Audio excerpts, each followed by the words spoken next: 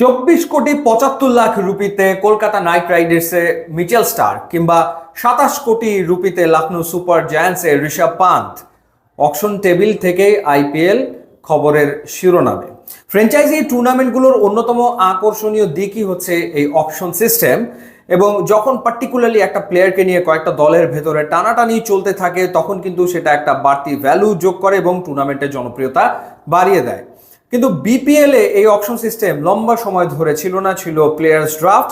অবশেষে বর্তমান BPL governing council তারা সিদ্ধান্ত নিয়েছে নো মোর প্লেয়ার্স ড্রাফট, তারা ফিরিয়ে আনছে অকশন। এখন কথা হলো যে কিভাবে এই অকশন হবে এবং টিমগুলো আসলে কত টাকা খরচ করে ক্রিকেটার দলে ভেড়াতে পারবে সেই আলোচনাটা করতে চাই। লোকাল ক্রিকেটারদের জন্য ক্যাটাগরি থাকছে 6টা, বিদেশি ক্রিকেটারদের জন্য ক্যাটাগরি থাকছে 5টা।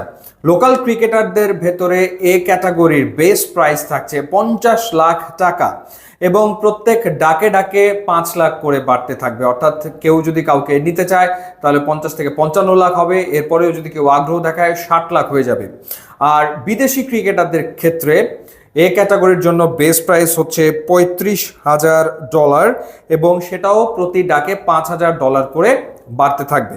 এবার যদি আপনাদের ক্যাটাগরি ওয়াইজ ভিত্তিমূল্য বলি, লোকাল ক্রিকেটারদের ক্ষেত্রে A category 50 lakh, B category 35, C category 22 lakh, D category 18 lakh, E category 14 lakh, F category হচ্ছে 11 লাখ টাকা। আর বিদেশি ক্রিকেটারদের ক্ষেত্রে A category 35,000, B category 25,000, C category 20,000, D category 15,000, E category হচ্ছে 10,000। লোকাল ক্রিকেটার কেনার ক্ষেত্রে এক একটা ফ্র্যাঞ্চাইজি খরচ করতে পারবে 4.5 কোটি টাকা। 4.5 কোটি টাকা দিয়ে তাদের লোকাল ক্রিকেটার কিনতে হবে এবং ন্যূনতম 13 জন লোকাল ক্রিকেটারকে অকশন থেকে দলে নিতে হবে। তারা ডিরেক্ট সাইন করাতে পারবে দুজনকে, এরই ভেতরে 5টা ফ্র্যাঞ্চাইজি তারা কিন্তু সেই আলোচনা করে ফেলেছে, তারা দুজনকে ডিরেক্ট সাইন করিয়েছে। সেই হিসেবটা এই 4.5 কোটির বাইরে হবে, ওই হিসেবটা ধরা যাবে না, ওটা আলাদা হিসাব, ওটা বাদ। আর বিদেশি ক্রিকেটারদের ক্ষেত্রেও দুজনকে সরাসরি সাইন করানো যাবে এবং নিলাম থেকে অন্তত 2জন বিদেশি ক্রিকেটারকে নিতেই হবে এবং বিদেশি ক্রিকেটারদের জন্য এক একটা ফ্র্যাঞ্চাইজি খরচ করতে পারবে $3.5 লাখ, সব মিলিয়ে $3.5 লাখ।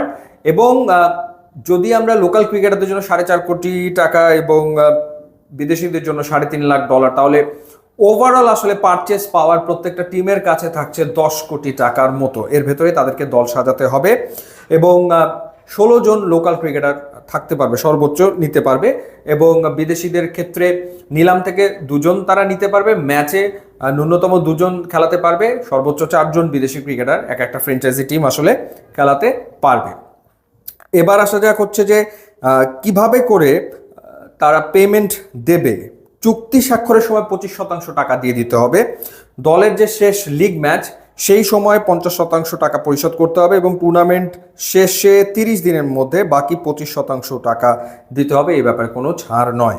এক একটা স্কোয়াডের সাইজ হবে 22 সদস্যের, খেলোয়াড়, কোচ, কর্মকর্তা মিলিয়ে। এছাড়া ম্যানেজার, কোচ, বিশ্লেষক সহ দলীয় কর্মকর্তা নিবন্ধন করতে পারবে সর্বাধিক 12 জন, কিন্তু স্কোয়াডের যে সাইজ সেটা হচ্ছে 22 সদস্যের হতে যাচ্ছে। এখন আপনাদের মনে প্রশ্ন জাগতে পারে যে অনেক টিম এরই ভেতরে তো 2-এর অধিক বিদেশি ক্রিকেটারের সাথে তারা আলোচনা করছে, সেটা কিভাবে করে হবে? নিবন্ধন করাতে পারবে দলগুলো, চাইলে বিদেশি ক্রিকেটারদের তারা নিবন্ধন করাতে পারবে, কারণ অনেক বিদেশি ক্রিকেটার আছে তারা আসবে 2 ম্যাচের জন্য, 3 ম্যাচের জন্য, 4 ম্যাচের জন্য। তো সেটা আসলে কোনো একটা পার্টিকুলার ফ্র্যাঞ্চাইজি ওই ক্রিকেটারের সাথে এই ধরনের একটা চুক্তি করে নিতে পারবে, তাতে কোনো অসুবিধা আসলে নাই। আর যারা সিজনের জন্য অ্যাভেলেবেল হবে তাদের তো নিলাম হবে এবং নিলাম থেকে ক্রিকেটারদেরকে ফ্র্যাঞ্চাইজিগুলো বেছে নেবে। সো এই হচ্ছে ওভারঅল। আর প্লেয়ার্স ড্রাফট হওয়ার কথা ছিল হচ্ছে 17ই নভেম্বর, কিন্তু যেহেতু চেঞ্জ হয়ে যাচ্ছে, অকশন হবে, এখন এই প্রস্তাবনা সবগুলো ফ্র্যাঞ্চাইজির কাছে বিসিবির পক্ষ থেকে বা বিপিএল গভর্নিং কাউন্সিলের পক্ষ থেকে পাঠানো হয়েছে। 21 তারিখ পর্যন্ত সময় দেওয়া হয়েছে।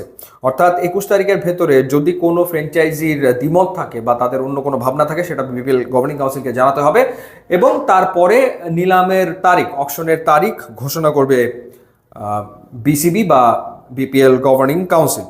সো এভাবেই আসলে আবারও বাংলাদেশ প্রিমিয়ার লিগে ফিরে আসছে অকশন বা নিলাম পদ্ধতি। ইউটিউব এবং ইনস্টাগ্রাম লিঙ্ক দেওয়া আছে, আপনারা যদি যোগ দেন তাহলে খুবই খুশি হব। And thanks for watching.